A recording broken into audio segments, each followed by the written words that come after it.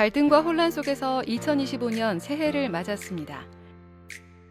1885년 이 땅에 전해진 복음의 씨앗으로 한국 기독교는 세계 교회사에서 유례가 없을 만큼 빠르게 성장해 우리 사회에서 주류의 종교로 자리 잡았습니다.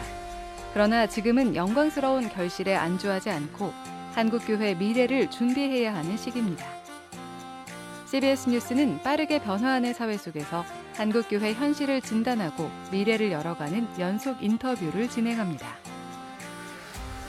오늘은 문화 사회 현상을 분석하는 문화선교연구원의 임주은 연구원과 함께 급변하는 사회에서 시대를 선도할 수 있는 교회의 문화와 역할을 찾아봅니다.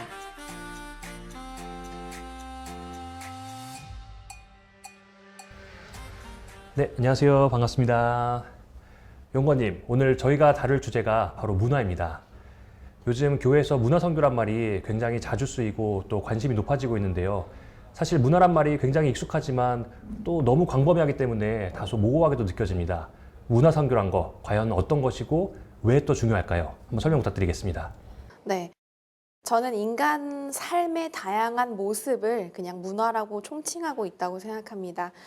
삶의 스타일이나 또 그 안에서 이제 파생되는 인간이 만든 예술, 교육, 그리고 서로 소통하기 위해 만든 언어들이 있고 또 사회의 규율과 규범들이 있을 것이라고 생각해요. 법도, 그리고 특별히 종교가 문화에 가장 속해 있는 저희에게는 중요한 문화 중에 하나라고 생각하는데요. 한 사람에게 복음이 전달되기 위해서는 그 사람이 지금 살아가는 시대의 분위기나 정치적인 것들, 관습이 중요해요. 그 안으로 그 복음이 뚫고 들어가서 그 사람에게 잘 전달되기 위해서는 문화와 복음이 뗄래야 뗄 수 없는 관계이거든요. 요즘 현대인들이 같이 좀 만들어내고 생산하고 또 따르는 것들을 저희는 대중문화라고 부르고 있거든요. 근데 그 대중문화가 오랫동안 한국교회에서 굉장히 한국교회뿐만 아니라 전 세계교회에서 죄악시 여겨졌어요. 그도 그럴 것이 문화라는 것 자체가 인간이 만들어낸 거잖아요. 대중문화 자체도 대중들이 다 함께 선호하고 또 열망하는 것들이기 때문에 그 안에는 당연히 인간의 죄성이나 또 반기독교적이거나 때로는 예수의 가치관과 전혀 다른 반생명적인 것들이 들어갈 수밖에 없어요. 그러다 보니까 교회가 그것들을 좀 배제하고 소외시키고 우리가 그것들을 완전히 끊어내자. 기독교인들 중에서 영화나 드라마나 이런 것들, 게임이나 이런 것들 접하지 말자, 그런 움직임이 굉장히 많았어요. 근데 사실은 그 움직임 때문에 많은 청년들과 오히려 교회에 속한 다음 세대 청소년들이 문화가 무엇인지 제대로 파악하지 못하고 유년기를 보내면서 신앙생활을 하는 경우가 있거든요. 그러고 나서 성인이 돼서 문화를 접했을 때 혼란스러운 거예요. 이걸 어떻게 해석해야 되지? 어떻게 받아들여야 되지? 그런데 사실 문화 속에는 하나님이 만드시고 인간이 재생산한 고유한 굉장히 좋은 하나님 나라 가치관들도 많이 있거든요. 교회의 가치와 함께 갈 수 있는 것들도 많이 있어요. 그래서 우리가 어떤 것이 좋은 것이고 어떤 것은 우리가 비판적으로 가야 되는지를 보려면 대중문화를 무조건 배제하고 소외시키기보다는 그것들과 좀 함께 연구하고 분석할 줄 아는 좀 그런 자세가 필요한데, 문화 선교라는 것은 문화가 복음이라는 것보다 더 포괄적이니 문화를 무시할 수 없다. 그리고 요즘 현대인들이 살아가는 대중문화를 우리가 연구해야 교회와 사회를 잇는 다리가 될 것이다 라는 것을 인식하는 사람들이 이렇게 복음을 전해야겠구나. 많은 매개체를 사용해서 복음을 좀 더 그 사람에게 잘 닿을 수 있게 전달해야겠구나 라고 인식하고 움직이는 것이 문화 선교라고 생각합니다. 그러니까 결국엔 저희가 문화 선교하면은 굉장히 어떤 문화 콘텐츠를 복음 전도의 수단으로 이제 활용하는 것만 이렇게 작게 좁게 생각할 때가 있는데, 그게 아니라 문화 전반을 이제 복음이 추구하는 방향으로 또 이끌어가면서 그 안에 또 복음을 잘 전달할 수 있는 그런 토양을 만들어가는 그 활동 전체를 좀 이렇게 통칭하는 거라고 할 수 있겠네요. 네, 그렇습니다. 문화선교가 요즘 시대에 더 중요하게 여겨지는 이유는 저는 이 대중문화를 이끌어가는 게 아무래도 MZ세대라고 하잖아요. 네. 청년들이 굉장히 주체자가 되었어요. 문화, 복음의 전달자인 기독교인들이나 교회가 문화선교가 생각보다 중요하구나라는 것을 좀 더 와닿는 시대가 된 것 같습니다. 그렇군요.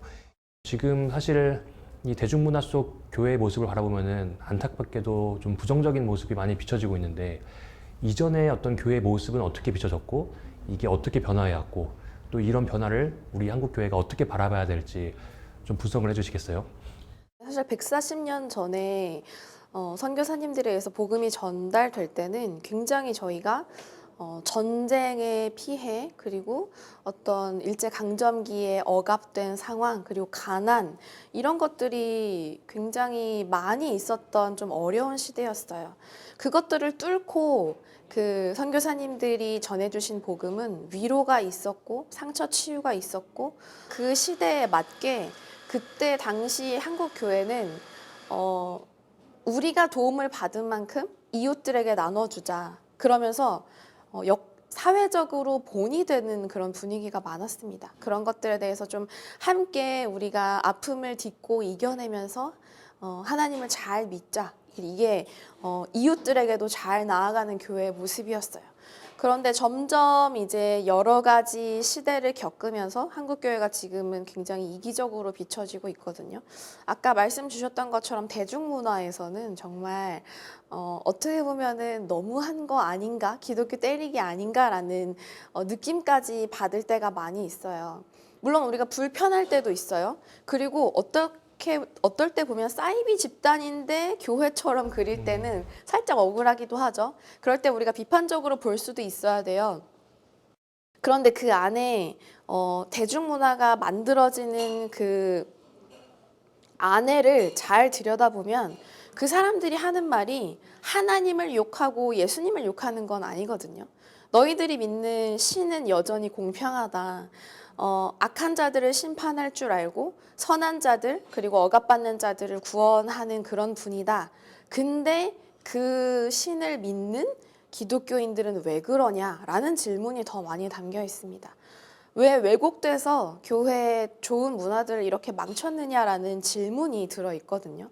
그랬을 때 우리가 안타깝게도 좀 몇몇 소수 교회와 기독교인들, 목회자들이 그런 거야 라고 하기보다 좀 우리 모두의 책임으로 감내할 줄 아는 좀 교회의 성숙한 문화가 선행된다면 대중문화에서도 좀 더 교회에 대한 이미지가 달라지지 않을까, 그런 생각을 해봅니다. 그래서 저희가 무조건적으로 불편해하고 보지 말기 운동 이런 걸 하기보다 그들이 여전히 교회에 기대하고 있구나, 여전히 예수님이라는 어떤 하나님 나라라는 가치에 대해서 좋게 생각하나 그것을 따르지 못하는 사람들에 대해서 실망하고 있구나, 그 마음을 좀 우리가 먼저 성숙하게 알아줄 수 있다면 더 좋지 않을까 생각을 해봅니다.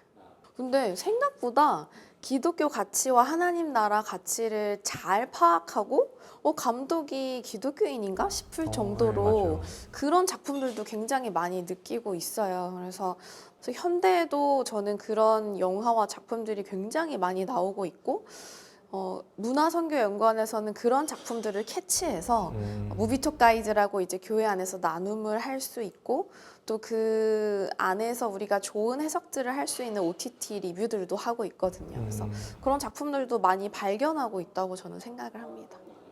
이렇게 문화선교가 중요한데 그 문화선교를 정말 잘 하기 위해서는 지금 현대 문화 또 대중문화를 잘 읽는 것도 중요할 것 같습니다. 연구원님께서 보시기에 오늘날 대중문화의 좀 특징이 어떤 것들이 있고 또 교회가 주목할 점은 무엇이 있을까요? 청년들 사이에서 엄청나게 모든 트렌드의 특징을 다 잡아보면 불안이라는 하나로 되게 소급화될 수 있는데요. 그도 그럴 것이, 이들이 이제 뭐 코로나도 지나왔지만 그 전부터 취업난 여러 가지, 그리고 뭐 집세도 폭등하고 뭐 N4 세대 여러 가지가 이미 다 불안으로 가고 있는 중이었었습니다. 근데 저는 한 가지 좀 희망적으로도 교회가 한번 짚어봐야 될 게 불안, 이생망, 회귀물 이런 것들도 많이 뜨는데 그 안에 이 불안을 해소시키려고 작은 희망들을 엄청 생각을 해요. 그래서 좀 오래 전부터 이제 인터넷 웹소설이나 웹툰에서는 회귀물 판타지가 아주 인기를 끌었어요. 이번 생은 어떤 이유로 인해서 망한 거예요. 죽거나 뭐 아니면은 막 사업이 망해서 망했거나, 그래서 죽음 이라는 좌절로 갑니다. 근데 눈 떠보니까 새로운 인생을 살게 된 거예요.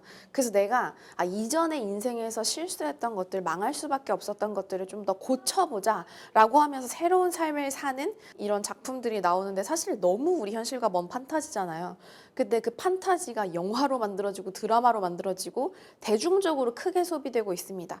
우리도 정말 똑같은 이생망의 마음, 이번 생은 망했다, 어떻게 살아가냐 이런 어떤 포기의 마음으로 있지만 그 안에서 희망을 갖고 싶은 거죠.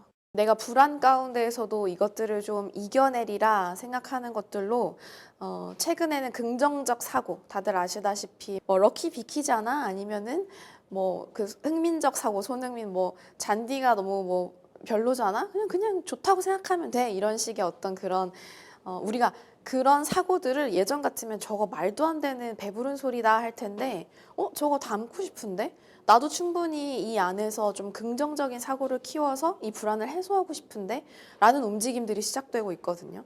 저는 그거를 굉장히 희망적으로 보고 있고요. 교회 안에서도 우리가 충분히 불안을 해소시킬 수 있는 다양한 대화들이나 좀 열린 어떤 뭐 무조건적으로 예수 그리스도가 승리하셨습니다, 여러분들의 불안은 뭐 사탄입니다, 다 끝났습니다, 이렇게만 할 것이 아니라 꺼내서 대화할 수는 있되 우리가 이제 그들이 청년들이 꽤 긍정적인 사고를 통해서 노력하고 있구나라는 걸 좀 알아주면서 저희도 좀 그런 방향으로 목회 계획을 세우거나 그런 방향으로 좀 대화를 해보는 것도 중요하다고 생각합니다. 좀 두드러지게 느끼고 있는 거는 유튜브 생태계 안에서 기독교의 교리나 가치관에 대해서 좀 궁금해하고 신학자를 패널로 초대하거나 아니면 본인이 신앙이 없음에도 성경을 연구하면서 사람들에게 소개하는 그런 콘텐츠들이 늘어나고 있어요. 조회수가 어마어마합니다. 그리고 기독교인들 뿐만 아니라 비기독교인들도 이런 식의 설명이면 나도 교회에 다녀보고 싶다, 혹은 기독교에 대해서 관심을 갖겠다라고 얘기를 하는데, 요거를 제가 좀 더 자세히 봐보니까 왜 이렇게까지 설득력이 있는가 봤을 때 이분들이 이 콘텐츠를 만드는 주최하는 분들이 본인이 신앙이 없다 보니까 굉장히 함부로 용기 있게 공격적으로 반문하고 질문합니다. 지금 이 시대 많은 청년들과 다음 세대 청소년들이 질문하지 못하고 교회 안에서 그냥 부모님이나 선생님들이나 목회자들이 주는 신앙을 그대로 받아들이고 신앙 좋은 척을 하면서 성인이 되어야 하는 그런 시간들을 많이 겪어내야 되는데 저는 그 부분을 좀 이 콘텐츠들이 해소하고 있지 않은가라는 생각을 합니다. 요즘 시대를 아무리 그런 탈종교화 시대라고 말하더라도 인간이 본성적으로 갖고 있는 그런 종교성이 있고 그 종교성을 문화적인 영역에서 또 채워주고 있다, 이렇게 또 분석을 하고 계시는 거네요. 네. 특별히 이제 한국 교회의 요즘 큰 고민이 가난한 성도가 증가하는 것과 또 다음 세대가 이제 교회를 떠나고 있는 문제입니다. 이런 부분들도 교회와 문화의 그런 상관관계 속에서 저희들이 좀 성찰해 볼 수 있을까요? 네. 저는 다음 세대가 교회를 떠나고 가난한 성도가 늘어나는 것이야말로 교회가 문화를 성찰해야 되는 근원적인 현상이라고 생각을 합니다. 청소년에서 1, 20대 청년들이 교회를 떠나는 것들을 보면 교회와 살아가는 사회의 문화가 너무 괴리감이 느껴져서예요. 현재 사회에서는 아직도 도태된 부분이 많다고 해도 정말 많이 달라지고 있거든요. 예를 들어 뭐 성차별적인 문화라던가 아니면은 위계에 의한 뭐 부당한 어떤 억압들이라던가 그런 것들에 대해서 폭로하고 목소리를 내고 부당하다고 평가하고 좀 부끄러워할 줄 알고, 그래서 기업과 여러 가지 사회 문화가 그리고 정치적인 흐름들이 달라지고 있음을 보여줍니다. 그런데 주일날에 교회에 와요. 청소년과 청년들이 보기에 여전히 여기는 탑다운의 구조이면서도 뭐 성차별적인 문제도 간간히 일어나면서도 뭐 그런 것들을 봤을 때 굉장히 그 문화의 괴리를 느끼는 거야. 이거는 좁힐 수 없다. 내가 살아가는 뭐 우리 학교에서 말하는 내가 살아가는 어떤 사회에서 말하는 뉴스에서 말하는 가치관과 교회의 가치관은 왜 이리도 다른 것일까 하면서 좀 교회를 이탈하게 되는 경우도 있다고 생각해요. 근데 재미있는 게 교회와 사회 문화 괴리가 원인이잖아요. 근데 또 한편으로는 가난한 성도가 늘어나는 원인을 제가 한번 살펴봤을 때 교회와 사회 문화가 생각보다 같아서입니다. 회사에서 조직 생활을 할 때 거기 안에서 봤던 부당함이나 세속적인 가치관들이 있어요. 예를 들어 사람들을 돈으로 평가하죠. 가정 환경을 가지고 평가해요. 근데 교회에서도 그 비슷한 문제가 일어나는 거예요. 뭐야? 내가 경험했던 잘못된 왜곡된 사회와 교회가 그렇게 다르지 않잖아 라는 거를 느끼는 거죠. 근데 문제는 이 교회를 떠나가는 사람들도 교회에 남겨진 사람들도 목회자들도 알아요. 이거는 어떤 개인의 잠깐의 사건의 문제가 아니라 공고화된 한국 교회 문화의 문제구나. 그래서 쉽게 달라지지 않을 거라는 걸 알기 때문에 더 빨리 좌절하고 그냥 나가기를 선택하는 것 같습니다. 네, 이런 급변하는 문화 속에 한국 교회가 뒤처지지 않으면서도 그러면서 또 복음의 그 본질적인 메시지를 설득력 있게 전하기 위해서는 좀 어떤 노력을 기울여야 할까요? 한 몇 년 전부터 MZ세대가 굉장히 화두가 되었어요. 근데 금방 1년이 지나니까 밀레니얼 세대는 빠지고 G세대의 특성으로 막 화두가 됩니다. 좀 있으면 AI를 능통한 알파 세대가 아마 이제 문화의 주체자로 올라오게 될 거예요. 그럼 저희는 또 그때 알파 세대의 특성들을 배우려고 노력하겠죠. 모든 기업과 교회들이 우후죽순 트렌드를 따라가려고 엄청 노력을 해요. 근데 사실은 너무 빠르게 변화하고 있고 또 사실은 이제 메가 트렌드라는 개념이 없어졌거든요. 다 마이크로 트렌드들을 따르고 내가 좋아하는 취향이 트렌드가 되는 굉장히 초개인화된 사회 속에서 살아가는데 우리가 대중문화를 무조건 다 알아보고 따른다는 거는 불가능에 가깝습니다. 그래서 교회가 그런 불안은 좀 해소하고요. 단 이제 청년들의 변화나 움직임에 대해서 열어두고 관심할 수는 있어야겠죠.